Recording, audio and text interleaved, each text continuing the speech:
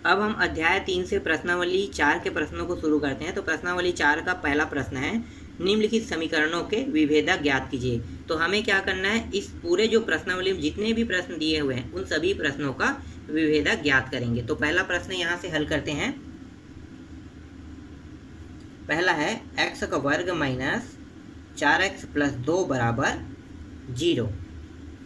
ये एक समीकरण है। तो यहाँ पे लिखो समीकरण x वर्ग माइनस 4x प्लस 2 बराबर 0। इसकी हम तुलना करेंगे। तो यहाँ पे लिखो तुलना करने पर कि तुलना मानक समीकरण ax square plus bx plus c बराबर 0 से करने पर। अब हम क्या करेंगे, देखो ये एक समीकरण है, जो क्वेश्चन जो दिया हुआ था प्रश्न में वो वाला, और ये क्या है, एक मानक समीकरण, इसको हमने माना है। तो इन दोनों की तुलना करेंगे। तो तुलना कैसे किया जाता है आपको पता है। तो जो x, देखो चर राशि क्या है, x है, और यहाँ भी चर राशि x है। तो इसके घात में देखो दोनों के घात समान समान है। तो समान घात वाले की तुलना समान समान से किया जाता है। तो यहाँ पे कैसे होगा कि देखो ax का वर्ग की तुलना मतलब एक साइड में इसको और बराबर के दूसरे साइड में दूसरे मान को रखा जाता है।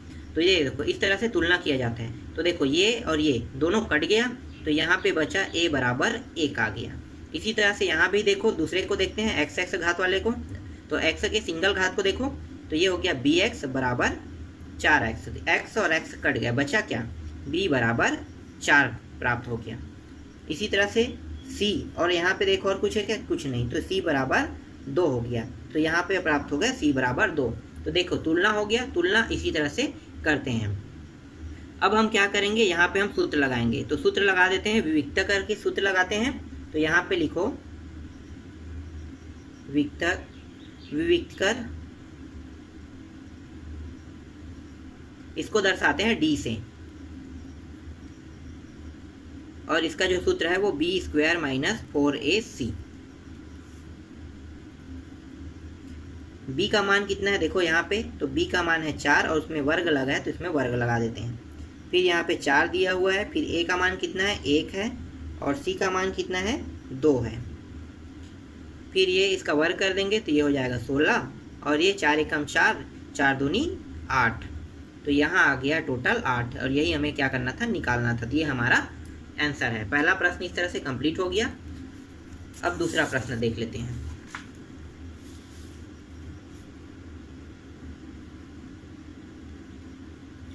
दूसरा प्रश्न है x minus 1 2x minus 1 equal 0। ये दोनों देखो गुणनखंड के रूप में है। तो हम क्या करेंगे, इन दोनों को पहले गुणा करके समीकरण के रूप में लाएंगे। तो गुणा कर दो।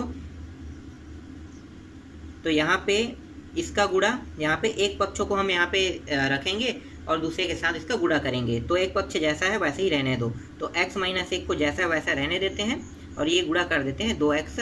फिर यहाँ पे क्या लगा है, माइनस, फिर x माइनस 1, और इसका गुणा कर देंगे 1 के साथ बराबर 0। इस 2x का अंदर गुणा कर देंगे तो ये हो जाएगा 2x माइनस 2x का वर्ग माइनस 2x। फिर ये माइनस है, 1 का गुणा कर दो तो x माइनस 1 बराबर 0। 2x का वर्ग माइनस 2x, इस माइनस का अंदर गुणा कर देंगे तो जो माइनस है वो प्लस हो जाएगा, और प्लस जो है वो माइनस हो जाएगा। तो ये हो जाएगा माइनस x, और ये माइनस था वो क्या हो गया, प्लस हो गया बराबर 0।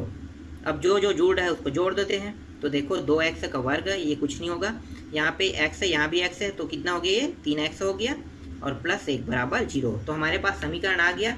अब क्या करेंगे, इस समीकरण की तुलना करेंगे। तो मैं यहाँ पे लिख नहीं रहा हूँ, आप लोग हल प्रश्नों में लिख लेना कि मानक समीकरण की तुलना मानक समीकरण से करने पर। तो यहाँ पे डायरेक्ट मैं क्या करूँ, मानक समीकरण बस को लिख रहा हूँ, प्लस bx प्लस c बराबर 0। तो तुलना करेंगे तो क्या क्या प्राप्त होगा हमें। तो देखो यहाँ इन दोनों से x कट गया, यहाँ पे प्राप्त हो गया a बराबर 2। यहाँ पे देखो x यहाँ भी कट गया, तो यहाँ प्राप्त हो गया b बराबर, और यहाँ पे क्या है, माइनस लगा माइनस 3, और यहाँ पे c बराबर 1 प्राप्त हो गया। अब वही सूत्र हम यहाँ भी लगा देते हैं। तो d बराबर b का वर्ग माइनस 4ac, मानों को रख देते हैं। तो b का मान क्या है, -3 है, तो -3 और यहाँ पे वर्ग है तो वर्ग लगा दो, -4 और a का मान कितना है, 2 है और c का मान कितना है, 1 है। तो ये इस तरह से हो गया। अब इसका वर्ग कर देते हैं तो ये हो जाएगा 3 3 9 और प्लस माइनस माइनस क्या हो गया, प्लस हो गया। तो 9 और ये हो गया 4 दूनी 8 और 8 एकम 8, तो ये 8 प्राप्त हो गया। घटा दो तो ये प्राप्त हो गया 1। ये इसका आंसर है दूसरा प्रश्न का। ठीक, ये समझ में आया। आगे देखते हैं अगले प्रश्नों को। तीसरा प्रश्न देख लेते हैं। तीसरा प्रश्न है √3x वर्ग प्लस 2, अंडर रूट के अंदर है 2 और यहाँ पे x है, फिर -2 √3 बराबर 0। इसकी भी तुलना हम किससे करेंगे, मानक समीकरण से। तो मानक समीकरण क्या है, ax वर्ग प्लस bx प्लस c बराबर 0। ठीक है, आपको यहाँ पे लिखना है समीकरण, ये पूरा लिखना समीकरण के बाद की तुलना मानक समीकरण, और मानक समीकरण के बाद ये वाला मान लिखना से करने पर। उसके बाद आप क्या करना है, यहाँ पे a बराबर करके लिख लेना। कितना आ रहा है, √3, ये दोनों कट गया तो a और मान कितना आ गया, 3। b का मान देखो, तो b का मान प्राप्त हो गया, यहाँ पे x कट गया और ये हो गया 2 √2 प्राप्त हो गया, और c का मान -2 √3 प्राप्त हो गया। अब यहाँ भी हम वही सूत्र लगाएंगे, b का वर्ग -4ac। तो b का मान देखो, तो b का मान है 2 √2 का वर्ग है -4, a का मान कितना है, √3 और c का मान कितना है, -2 √3। अब इसको हल कर लेते हैं। तो देखो 2 का वर्ग है, मतलब 2 × 2 कितना हो गया, ये 4 हो गया। अब ये जो अंडर रूट है इसमें भी वर्ग करेंगे तो ये क्या है, ये आधा है, अंडर रूट जो है आधा है, तो आधा आधा क्या हो जाएगा, पूरा। तो ये पूरा 2 बन गया, तो इस तरह से हो जाएगा। और यहाँ पे 4 को देखो तो 4 जैसा वैसा रख ले रहा हो भी। अब क्या करेंगे, जो 3 है और 3 दोनों अंडर रूट के अंदर है तो आधा आधा है, तो क्या हो जाएगा, ये भी पूरा हो जाएगा। तो ये पूरा 3 बन गया। और यहाँ पे क्या है, 2 है, 2 ले लो और इस माइनस को आगे ला देते हैं, ये मान क्या हो गया, प्लस हो गया। फिर अब गुणा कर दो तो ये हो गया 4 दूनी 8 प्लस ये हो गया 4 तिया 12 और दूनी 24, तो यहाँ प्राप्त हो गया 24। अब दोनों को जोड़ दो तो कितना प्राप्त हो गया, ये प्राप्त हो जाएगा 32। ये क्या है, इसका तीसरा का आंसर है। ठीक, ये भी समझ में आ गया आप लोगों को। अब चौथा देख लेते हैं।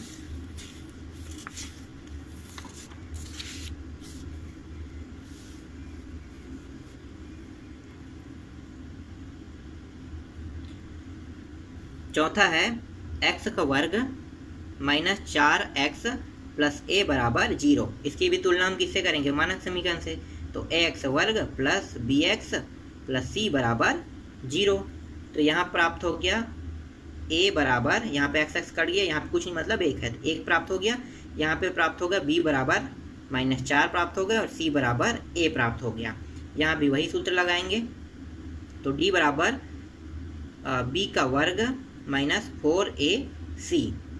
b का मान कितना है, -4 है, उसके घात लगा तो वर्ग लगा दो, और ये 4 और a का मान कितना है, 1 है, और c का मान कितना है, a है। तो ये हो गया 4 चौक 16, माइनस माइनस क्या हो गया, वर्ग करने पे प्लस हो गया। फिर यहाँ पे माइनस 4 एकम 4 और 4 और 1 a, तो ये हो गया 4a। अगर यहाँ पे देखो तो यहाँ पे कुछ निकल सकता है क्या, हाँ यहाँ पे उभयनिष्ठ निकल सकता है, तो निकाल देते हैं उभयनिष्ठ। तो ये हो गया 4 और ये 4 चौक 16 माइनस a, तो ये क्या हो गया हमारा आंसर। ठीक है, ये भी आंसर है, ये भी आंसर, यहाँ तक लिखोगे तो भी वही होगा। आगे देखो अंतिम प्रश्न है प्रश्न क्रमांक 1 का। तो यहाँ पे है x का वर्ग प्लस px प्लस qx बराबर 0। इसकी भी तुलना हम मानक समीकरण से कर देंगे 0। तो यहाँ पे प्राप्त हो गया a बराबर 1, b बराबर p, c बराबर q। ठीक, ये प्राप्त हो गया। अब क्या करेंगे, इसमें सूत्र लगा देंगे, वही सूत्र। तो b का वर्ग -4ac, b के मान को रख दो। तो b का मान क्या है, p है, p का वर्ग करेंगे 4, a का मान है 1 और c का मान है q। तो ये हो जाएगा p का वर्ग -4q। ये हमारा क्या है, आंसर है। तो इस तरह से प्रश्न क्रमांक 1 के पांचों प्रश्न जो है वो हमने कंप्लीट करा दिए। अब हम प्रश्न क्रमांक 2 के प्रश्नों पे चलते हैं। अब हम प्रश्न क्रमांक 2 पे आते हैं। प्रश्न क्रमांक 2 क्या है? निम्नलिखित वर्ग समीकरणों के मूलों की प्रकृति ज्ञात कीजिए। मूलों की प्रकृति हमें ज्ञात करना है प्रश्न क्रमांक 2 में। तो ये मूलों की प्रकृति होता क्या है, ये इसको जानना भी ज़्यादा जरूरी है। तो मैं यहाँ पे इसे समझाने के लिए 3 कंडीशन लेके आया हूँ, जिससे क्या होगा कि मूलों की प्रकृति को आप अच्छे से समझ पाओगे। तो जो पहला कंडीशन है, पहला कंडीशन है कि अगर d का मान 0 प्राप्त होता है, ठीक है, d का मान अगर 0, जैसे अभी हमने d का मान निकाल रहे थे ना, तो d का मान अगर 0 प्राप्त होता है तो वो क्या होंगे? समीकरण के दोनों मूल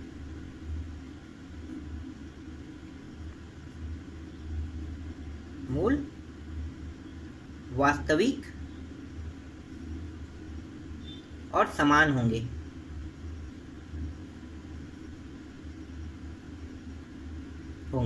ठीक है, तो ये d का मान अगर 0 प्राप्त होगा तो समीकरण के दोनों मूल वास्तविक और समान होंगे।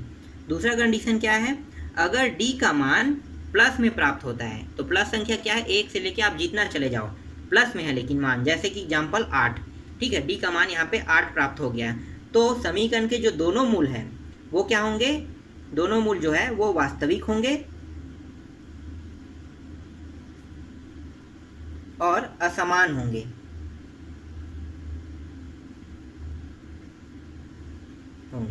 ठीक, दूसरा कंडीशन आपको समझ में आ गया।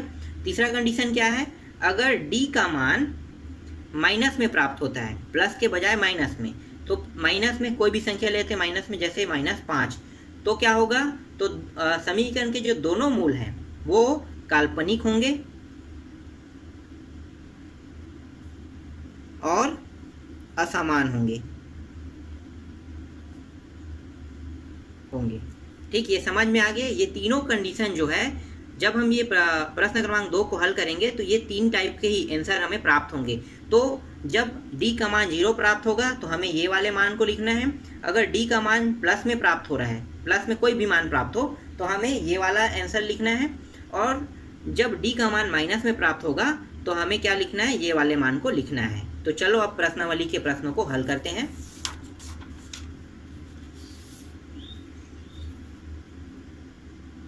प्रश्नावली 2 का पहला प्रश्न है, x वर्ग -4x + 4 = 0। इसकी भी तुलना क्या करेंगे? मानक समीकरण से कर देंगे। तो मानक समीकरण क्या है? ax वर्ग प्लस bx + c = 0। तो यहाँ पे प्राप्त हो गया a बराबर 1, b बराबर -4 और c बराबर 4 प्राप्त हो गया। अब यहाँ पे वियुक्तकर लगाओ। तो वियुक्तकर का सूत्र क्या है? d बराबर b² - 4ac है। तो b का मान यहाँ पे लगा देते हैं 4 का वर्ग -4 गुणित 1, ठीक है, और यहाँ भी क्या है? यहाँ भी 4 है। इसको वर्ग कर लेते हैं तो यह आ जाएगा 16, और माइनस क्या हो गया? वर्ग करने पे प्लस हो गया, ये हो गया माइनस, ये 4 गुणित 4 कितना होगा? 16, 16 एकम 16, तो ये भी 16 हो गया। तो d का मान क्या प्राप्त हो गया? 0। तो यहाँ पे कौन सा कंडीशन फॉलो होगा? तो यहाँ पे आप लिखो अब पूरा दिए गए वर्ग समीकरण का, ठीक है, या यहाँ पे लिखो d का मान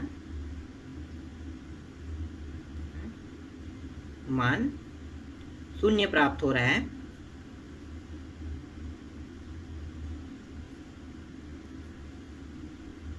रहा है, अतः इस समीकरण के दोनों मूल वास्तविक और समान होंगे। ठीक, देखो ये हो गया ना, कंडीशन जो फर्स्ट था वो यहाँ पे लागू हो गया। क्यों? क्योंकि d का मान 0 प्राप्त हुआ, इसलिए। दूसरा प्रश्न देख लेते हैं। दूसरा प्रश्न है 2x का वर्ग + 2x + 2 = 0। इसमें भी वही करेंगे, मानक समीकरण से तुलना कर देते हैं। bx प्लस सी बराबर 0। a का मान 2, b का मान 2 और c का मान भी 2 प्राप्त हो रहा है। सूत्र लगा दो तो B square minus 4ac। b का मान कितना है, 2 है, तो 2 का वर्ग माइनस 4। a का मान भी 2 है और c का मान भी 2 है, तो ये हो गया 2 दूनी 4 वर्ग करने पे, और ये हो जाएगा, यहाँ पे 2 है भी, 4 दूनी 8, 8 दूनी 16, तो ये हो गया माइनस 16 प्राप्त हो गया यहाँ पे दूसरा का आंसर। घटा दो अब, तो ये हो गया माइनस 12। अब देखो ये जो मान है किस में प्राप्त हो गया, माइनस में, तो क्या होगा, तो यहाँ पे आपको लिखना होगा d का मान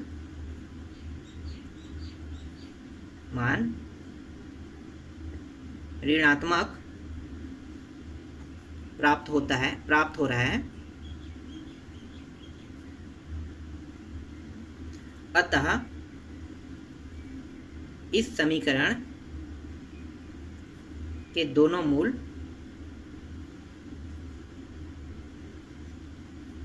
काल्पनिक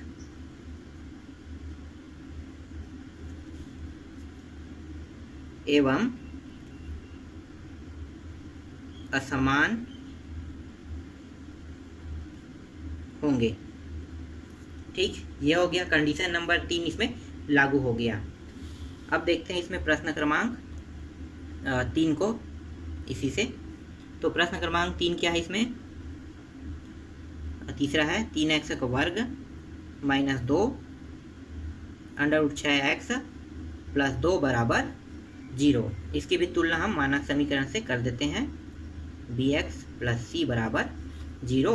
तो a का मान यहाँ पे 3, b का मान माइनस 2 अंडर रूट 6 और ये c का मान प्राप्त हो रहा है 2। सूत्र लगा देते हैं, तो ये हो गया b वर्ग माइनस 4ac। b का मान कितना है, तो b का मान है 2 अंडर रूट 6 और इसका वर्ग कर देते हैं 4। a का मान है 3 और c का मान है 2। तो ये वर्ग करने पर माइनस माइनस क्या हो गया, प्लस हो गया। 2 2 कितना हो गया, 4, और ये आधा है तो ये क्या हो जाएगा, पूरा 6 बन जाएगा वर्ग करने पर, और यहाँ पे सिर्फ माइनस रहेगा। 4 तिया 12, 12 दूनी 24, 6 चौक 24, 24 माइनस 24, तो ये प्राप्त हो गया 0।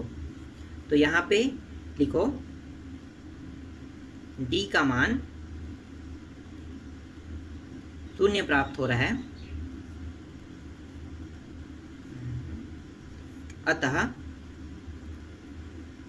समीकरण के दोनों मूल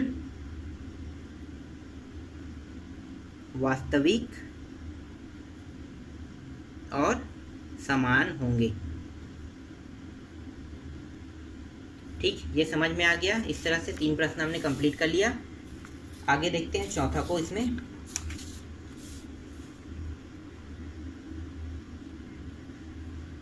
चौथा प्रश्न है x का वर्ग plus 2 under root 5x plus 1। इसकी भी तुलना हम मानक समीकरण से कर देंगे, bx प्लस सी।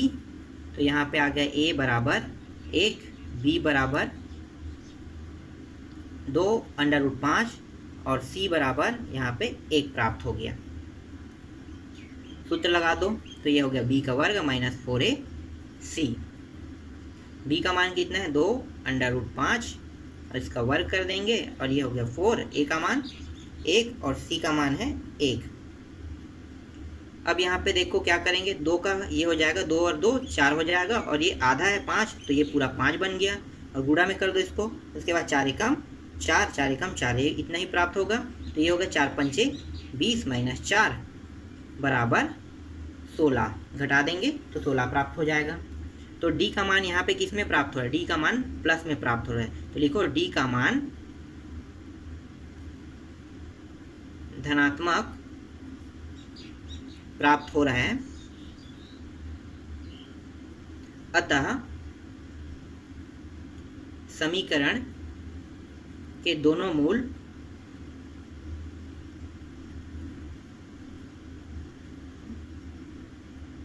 वास्तविक एवं असमान होंगे। ठीक, समझ में आ गया। इसमें कंडीशन नंबर 2 लागू हो रहा है।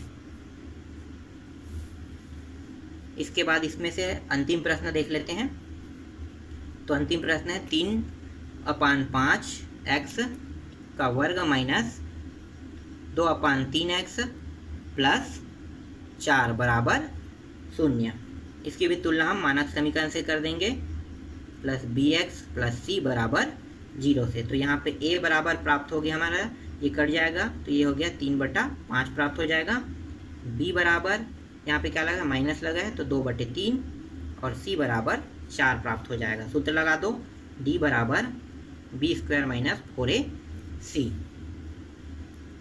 b का मान कितना है, -2/3। इसका वर्ग कर देते हैं, -4। a का मान कितना है, 3/5 और c का मान है 4।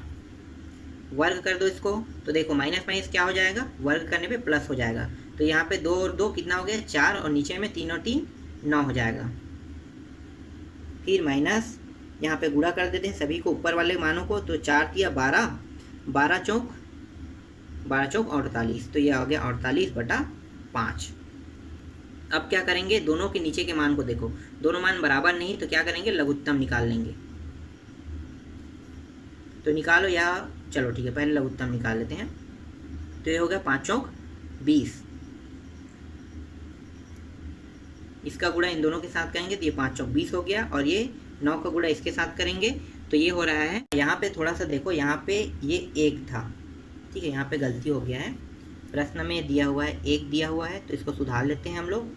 यहाँ भी 1 है, ठीक, ये 1 हो गया। तो यहाँ पे जो जो गलती है उसको सुधार लेते हैं। तो ये कितना हो गया, 4 तिया 12, 12 एकम 12, ये आ जाएगा 12। ठीक है, अब आगे हल करते हैं। तो ये हो जाएगा 5 चौक 20 आ गया, और इसको 12 गुणित 9 कितना होगा, 108 हो जाएगा। उसके बाद इन दोनों को गुणा कर देंगे, तो 9 पंचे 45, तो ये आ गया 45। फिर घटा देते हैं, तो घटाएंगे तो यहाँ पे मान प्राप्त हो रहा है -88/45। और यहाँ पे दिखाई नहीं दे रहा होगा, -88/45 यहाँ पे प्राप्त हो गया घटाने पर। तो देखो ये जो मान है किस में प्राप्त हो रहा है, माइनस में। मतलब ये क्या होगा, इसमें जो कंडीशन 3 है वो लागू होगा। तो मैं इसमें अब लिख नहीं रहा हूँ, आप लोग लिख लेना नीचे में। डी का मान क्या प्राप्त हो रहा है, डी का मान ऋणात्मक प्राप्त हो रहा है। अतः इस समीकरण के दोनों मूल काल्पनिक और असमान होंगे। ठीक, समझ में आ गया। तो इस तरह से आपको लिखना है। तो प्रश्न क्रमांक 2 भी इस तरह से कंप्लीट हो गया। बाकी जो प्रश्न है उनको हम अगले पार्ट में कंप्लीट करेंगे।